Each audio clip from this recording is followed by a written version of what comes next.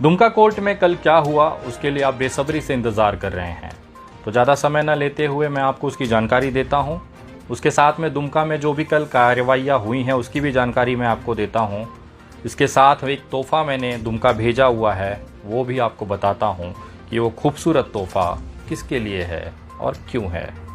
तो शुरू करते हैं पहले कल कोर्ट में क्या हुआ। कल अंकिता सिंह हत्याकांड में दुमका के स्पेशल कोर्ट में दादी और दादा का बयान दर्ज किया गया। अंकिता के पिता का बयान पहले ही दर्ज हो चुका था, लेकिन एक चौंकाने वाली बात यह है कि उनका परिवार, उनके जो लॉयर हैं वो हताश हैं। क्यों हताश हैं? क्योंकि कोर्ट ने इन तीनों के बयान के, जो परिवार में सबसे पहले अंकिता के घटना के बाद जो सबसे पहले जुड़े थे इस घटना से, वो अंकिता के पिताजी थे, उनके दादा, उनकी दादी थी। इन तीनों गवाहों को कोर्ट ने हियर से विटनेस बना दिया है। अब ये हियर से विटनेस क्या होता है? हियर से विटनेस वो साक्षीदार होता है जो किसी घटना में सीधा संबंधित नहीं होता है। सुनी सुनाई बातों के आधार पर वो अपना बयान दर्ज कराते हैं। इसको आसान भाषा में अगर आप समझें तो अंकिता को जब जलाया है, वो दौड़कर पिताजी के पास आई। अंकिता ने पिताजी को बताया कि शाहरुख ने पेट्रोल डालकर जलाया, लेकिन अंकिता के पिताजी ने सीधे तौर पर शाहरुख को नहीं देखा था, जिसे हम चश्मदीद गवाह कहते हैं। अंकिता की बताई को सही मानते हुए उन्होंने अपना बयान दर्ज कराया। ऐसा ही इनके दादी के साथ, इनके दादा के साथ हुआ। अंकिता के फ़ोन पर शाहरुख ने फ़ोन कर जान से मारने की धमकी दी, लेकिन वो फ़ोन कॉल अंकिता के पिता ने नहीं सुनी थी, न दादी ने न दादा ने। अंकिता के बताए अनुसार उसके पिताजी ने, दादी ने और दादा ने ये बयान दिया। तो कोर्ट ऐसे बयानों को सिर्फ सुनता है, लेकिन इस केस में वो ज़्यादा कुछ ऐसा महत्वपूर्ण भूमिका नहीं निभा सकते। इसके लिए उनको हियर से विटनेस बना दिया गया है। इसका मतलब अंकिता के दादा, दादी और जो अंकिता के पिता हैं, उनके बयानों को अधिक महत्व अदालत के अंदर नहीं है, ऐसा कोर्ट का मानना है। हियर से विटनेस की व्याख्या ऐसी ही है। अगली तारीख जो कोर्ट में पड़ी है वो है 3 नवंबर की। जी हाँ, आपने सही सुना, 3 नवंबर 2022 की। इसका मतलब अगले एक महीना पूरा, अक्टूबर जो महीना है, इस केस में कोई सुनवाई नहीं होने वाली है। अगली तारीख पड़ी है 3 नवंबर की। अब इसमें जो दूसरा सबसे बड़ा जो आप कल सोशल मीडिया पे देख रहे थे कि भारतीय जनता पार्टी की महिला जिला अध्यक्ष दुमका एसपी कार्यालय भागती हैं, वहाँ एक पत्र देती हैं और कहती हैं विनय दुबे को तुरंत गिरफ्तार किया जाए, क्योंकि विनय दुबे ने पॉस्को एक्ट के अंतर पीड़िता की पहचान को उजागर किया सोशल मीडिया पे, जो एक गंभीर गुनाह है। मैंने वो वीडियो मेरे लीगल टीम से मुझे आई, मैंने देखा और फिर मैंने लीगल टीम से पूछा कि आप लोग बोरिया बिस्तर बांध लो, अब तो विनय दुबे को जेल हो जाएगी। एसपी कार्यालय को मैं बोलना चाहता हूँ दुमका के कि कृपया भारतीय जनता पार्टी की महिला अध्यक्ष ने जो आपको पत्र दिया है उस पर आप तुरंत बिना देर किए विनय दुबे के ऊपर गुना दाखिल कर लीजिए, FIR ले लीजिए, क्योंकि पॉस्को एक्ट का सेक्शन 23 कहता है, आप भी स्क्रीन पे दिख रहा होगा, पॉस्को एक्ट का जो सेक्शन 23 है और सब सेक्शन 2 है, वो कहता है कि किसी भी तरीके से जो पीड़िता है उसकी पहचान को उजागर नहीं किया जा सकता। पहचान में जो शब्द आते हैं उसका मतलब ये होता है कि पीड़िता का नाम, पता, फोटो, फैमिली डिटेल्स, परिवार के सदस्यों की पहचान या नाम, स्कूल नाम, ये सब आप नहीं दिखा सकते सोशल मीडिया, किसी भी मीडिया पर, सार्वजनिक तौर पर। अगर आपको दिखाना है, कुछ ऐसी कारणवश जानकारियां हैं जो कि इस केस में मदद कर सकती हैं, पीड़िता को फ़ायदा दे सकती हैं, तो आप स्पेशल कोर्ट से उसकी परमिशन, रिटर्न परमिशन लेकर, कोर्ट की परमिशन लेकर तब दिखा सकते हैं। और ये जो नियम है सभी पे लागू है, पुलिस अधिकारियों पे भी लागू है, सारे प्रशासनिक अधिकारियों पे लागू है, मीडिया हाउसेस पे लागू है, सार्वजनिक आम इंसानों को लागू है। Social media, Facebook, Twitter, Instagram, सभी पे ये लागू होता है। बहुत अच्छा नियम था। अब इसका फ़ायदा देखिए क्या है। विनय दुबे के ऊपर दुमका पुलिस इस पे कार्रवाई करेगी कि उन्होंने पॉस्को एक्ट में एक पीड़िता की पहचान उजागर कर दी। विनय दुबे पे अधिकृत तौर पर दुमका पुलिस FIR ले। मैं खुद निवेदन करता हूँ, क्योंकि जैसे ही आप मुझ पे ये FIR दर्ज करेंगे, मुझे एक आधार मिल जाएगा उन तमाम गोदी मीडियाओं पर FIR करने के लिए जिन्होंने बड़ी बड़ी फ़ोटो लगा के अंकिता का स्टोरी चलाई। मुझे आधार मिल जाएगा उन तमाम भारतीय जनता पार्टी के नेताओं को भी एफआईआर करने के लिए, जिन्होंने बड़े बड़े सुंदर सुंदर आवाज़ों में अंकिता सिंह फ़ोटो लगाकर सोशल मीडिया पे उसके नाम को उजागर किया। जितने लोग हेलीकॉप्टर से बैठ के आए थे उन तमाम लोगों के ऊपर एफआईआर होगी, क्योंकि उनके घर जाकर तमाम बाकायदा कैमरा मीडिया पर्सन के बीच में उनके पिताजी को चेक देते हुए, अपने पहचान दिखाते हुए सारा चीज़ उन्होंने खुले तौर पर उड़ाया। यहाँ तक कि भारतीय जनता पार्टी की ये महिला भी उसी अपराध में सम्मिलित हो जाएगी, जब इन्होंने मोर्चा निकाला था और बैनर लेकर अंकिता का फोटो डिस्प्ले करते हुए अंकिता सिंह को इंसाफ दो नाम जनता के सामने, सोशल मीडिया पर, मीडिया के सामने उजागर कर दिया। तो विनय दुबे पे जो एफआईआर होगी वही कृत्य, वही अपराध इन तमाम लोगों ने भी किया है। तो मैं इस एफआईआर को आधार बनाकर इन तमाम लोगों के ऊपर एफआईआर कराने की कोशिश कर सकता हूँ। मुझे पता है दुमका पुलिस एफआईआर अगर नहीं भी लेगी तो मेरे पास कोर्ट में जाकर एफआईआर करवाने के लिए एक नियम बाकी है।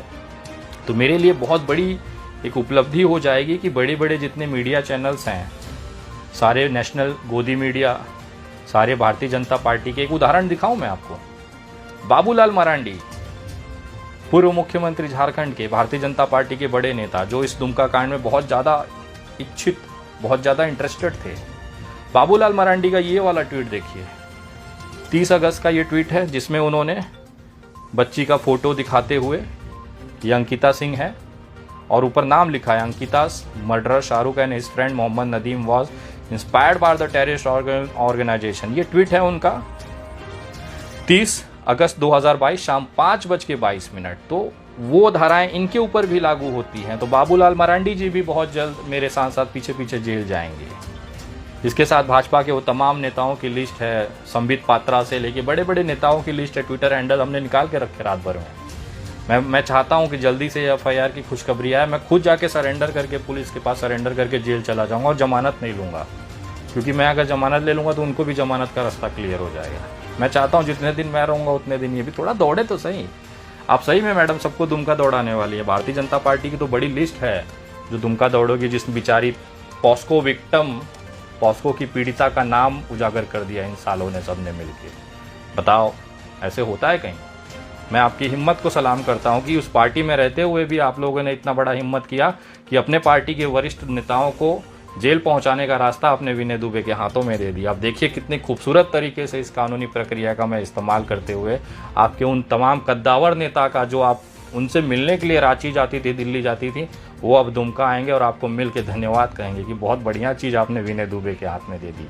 तो ये मेरी तरफ से आपको छोटा सा तोहफा है।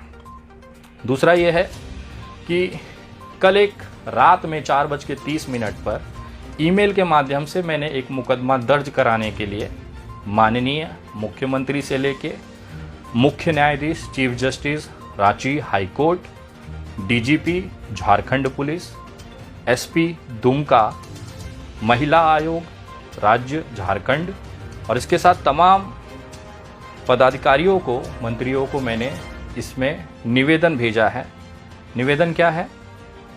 एक नाबालिग बच्ची का बाल विवाह करा दिया गया। आप सभी जानते हैं नाबालिग बच्ची का बाल विवाह कराना एक कानूनन अपराध है। चाइल्ड मैरिज प्रोविजन एक्ट 2006 के हिसाब से इसमें आपको गंभीर सजाएं होती हैं। एक लड़की दुमका की जिसकी नाबालिगता के कारण उसको शादी कर दी गई। कल मैंने आपको एक वीडियो में दिखाया था कि एक इशिका कुमार नाम की लड़की है, कुमारी, जिसके पिता संजीव कुमार सिंह हैं, 45 वर्ष, दुमका के जोरवाडी में रहते हैं। उन्होंने अपनी बड़ी बेटी का शादी 18 साल से कम उम्र में कर दिया। वो अपनी पति विक्की केवट के साथ केवटपाड़ा जोराडी में रहती हैं। ये मैं नहीं कह रहा, ये खुद उन्होंने अपने बयान में दर्ज कराया है। 1 साल पहले एक पॉस्को का एक्ट केस होता है जिसमें कि इनकी बेटी का जो उम्र है वो 27 अप्रैल 2005 है। बहुत इंटरेस्टिंग कहानी है, ध्यान से सुनिएगा। विनय दुबे ने कितना मजबूत, कितना बड़ा तोहफा इनको भेजा है। 27 अप्रैल 2005, 30 तारीख को उस बिटिया की जो उम्र है आपके स्क्रीन पे दिख रही होगी एज कैलकुलेटर के हिसाब से, 17 साल 5 महीने 5 दिन। मतलब आज अगर 1 अक्टूबर 2022 को पकड़ा जाए तो इस बिटिया की, नाबालिग बिटिया की जो उम्र है वो है 17 साल 5 महीने 6 दिन, जो कि 18 साल से कम होती है। ये कोर्ट के ऑर्डर के हिसाब से तारीख जस्टिफाई हुई है। इसके अनुसार लड़की नाबालिग है और इस नाबालिग लड़की ने अपने जो अंकिता सिंह की हत्याकांड में उसमें साक्षीदार है और अपने साक्षीदारी के हिसाब से जब वो बयान देती है, आपके स्क्रीन पे दिख रहा होगा, उसमें लिखा है साक्षी इशिका देवी, पति विक्की सहानी।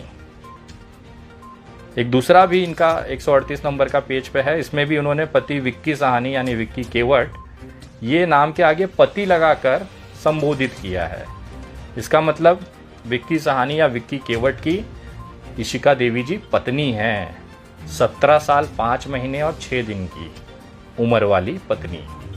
यही नहीं, इनके पिताजी ने भी अपने बयान में कहा है कि मैंने अपनी बेटी और दामाद के साथ अंकिता को अस्पताल ले गया। गई तो कुछ लोगों की मदद से। अच्छा, एक बात बताइए सर, जब यहाँ से हॉस्पिटल लेके जा रहे थे तो स्थानीय लोग यहाँ की मदद किए थे आपको, आवाज लगाए थे सबको? उतना सुबह तो हम आवाज लगाने जाएंगे, अपना बच्ची को बचाएंगे। अकेले लेके चले गए थे? अकेले 3 आदमी थे हम लोग। अच्छा, 3 और दादाजी भी? नहीं, मेरी बेटी, मेरा दामाद, हम गई तो कुछ लोगों की मदद से। अच्छा, एक बात बताइए सर, जब यहाँ से हॉस्पिटल लेके जा रहे थे तो स्थानीय लोग यहाँ की मदद किए थे आपको, आवाज लगाए थे सबको? उतना सुबह तो हम आवाज लगाने जाएंगे, अपना बच्ची को बचाएंगे। अकेले लेके चले गए थे? अकेले 3 आदमी थे हम लोग। अच्छा, 3 और दादाजी भी? नहीं, मेरी बेटी, मेरा दामाद, हम। विक्की सहानी और विक्की केवट के लिए इन्होंने बहुत जगह दामाद शब्द का इस्तेमाल किया। मतलब संजीव सिंह जी कबूल करते हैं कि इनकी बेड़ी बिटिया की शादी विक्की केवट या सहानी के साथ हुई है। इसका मतलब ये होता है कि पूरा परिवार संतुष्ट है इस विवाह से। कोई डिस्प्यूट कहीं पुलिस स्टेशन में दर्ज नहीं कराई गई। ये केस के बाद शादी करा दी गई इन दोनों की, लेकिन वो भूल गए कि 18 साल से नीचे अगर किसी बच्ची की शादी कराते हैं तो उसके अंदर वो कानूनन अपराध है। आपके स्क्रीन पे जो ये पत्र दिखाई दे रहा है, ईमेल के माध्यम से हमने एप्लीकेशन किया है कि बाल विवाह के अपराध की शिकार बालिका के पति, ससुराल पक्ष से पति के माता पिता, बालिका के पिता सहित अन्य पर बाल विवाह प्रतिषेध सहित अन्य धाराओं जिस 2006 चाइल्ड मैरिज प्रोविजन एक्ट 2006 सहित पॉस्को एक्ट के अंतर मुकदमा दर्ज कर अविलंब गिरफ्तारी करने के लिए निवेदन व प्रार्थना पत्र है। ये मैंने पत्र जो भेजा है, ये बहुत सारे मैं आपको बता देता हूँ। ये पत्र भेजा गया है माननीय मुख्य न्यायाधीश को, रांची हाई कोर्ट के झारखंड राज्य, माननीय गृह मंत्री, मुख्य सचिव झारखंड राज्य, मुख्य सचिव गृह मंत्रालय, महिला व बाल विकास मंत्री झारखंड राज्य, महिला आयोग, DGP Jharkhand police, divisional commissioner Dumka DC Dumka को, डीआईजी झारखंड पुलिस दुमका झारखंड को, डिप्टी कमिश्नर दुमका और माननीय पुलिस अधीक्षक एसपी कार्यालय दुमका झारखंड को कि संजीव सिंह, उनके पति विक्की केवट, उनके माता पिता, संजीव कुमार के माता पिता, इन सहित इस केस में जांच में और भी जितने लोग आते हैं उनके ऊपर चाइल्ड मैरिज प्रोहिबिशन एक्ट 2006 और पॉस्को के अंदर गुनाह दाखिल किया जाए, एफआईआर दर्ज किया जाए। या ये जन्म तारीख को ये गलत साबित करते हैं कि नहीं इनकी बेटी बालिग है, तब भी इनको जेल जाना पड़ेगा, क्योंकि पिछले जो कोर्ट का आदेश है उसमें इन्होंने खुद सबमिट कराया है डॉक्यूमेंट जिसमें इनकी बेटी 17 साल की है। अगर उसे वो सही मानते हैं तो बाल विवाह ये जो प्रतिबंधित कानून है इसके अंतर्गत ये जेल जाएंगे। मतलब दोनों ही कंडीशन में संजीव सिंह को अब जेल जाना लगभग तय हो चुका है। अगर वो पहले वाले बयान से मुकरते हैं तो इसका मतलब उन्होंने कानून को, कोर्ट को, पुलिस को गलत जानकारी दी, उसके लिए एक अलग मामला बनता है। अगर वो इस डेट ऑफ बर्थ को झूठा कहलाते हैं और अगर उसे मानते हैं तो बाल विवाह कानून के अंतर्गत इनके ऊपर सजा होना तय है। ये आप लोग देख रहे हैं। तो मेरी तरफ से ये छोटा सा तोहफा, क्योंकि मैंने देखा आप और भारतीय जनता पार्टी जिस तरह से चप्पलें घस रही हैं, एक कार्यालय से दूसरे कार्यालय जा जाकर विनय दुबे को गिरफ्तार करो, विनय दुबे पे ये करो, विनय दुबे पे, आपको बहुत पुलिस स्टेशन और कोर्ट कचहरी करने का मन है, तो मैं भी अब तैयार हूँ आपको चप्पल घिसवाने के लिए। और जितने भी भारतीय जनता पार्टी की महिलाएं बेचारी जो एक कार्यालय से दूसरे कार्यालय चप्पल घस रही हैं, उनसे कहना चाहता हूं कि बहुत बहुत धन्यवाद, आपने ये कदम उठाया और इस पॉस्को वाली जो बात के अंतर्गत आपने मुझ पे केस दर्ज कराने के लिए जो रास्ता मुझे दे दिया, यकीन मानिए एक दिन आपके सारे वरिष्ठ नेताओं के साथ आप खुद इसी धाराओं में मेरे बगल वाले बैरक में मुलाकात करेंगे और हम दोनों मिल के जेल के अंदर चाय पियेंगे।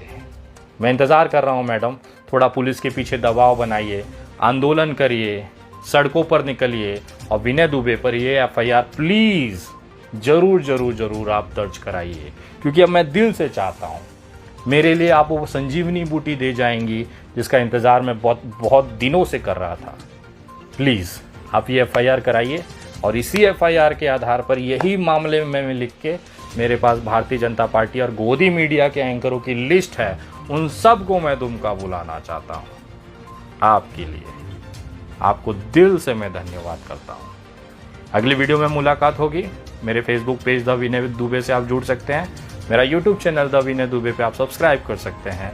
इसी तरह डंके की चोट पर बिना डर के, बिना खौफ के विनय दुबे असलियत सामने लाता रहेगा और इन जैसे चूजों की धज्जियां उड़ाता रहेगा। जय हिंद, जय महाराष्ट्र।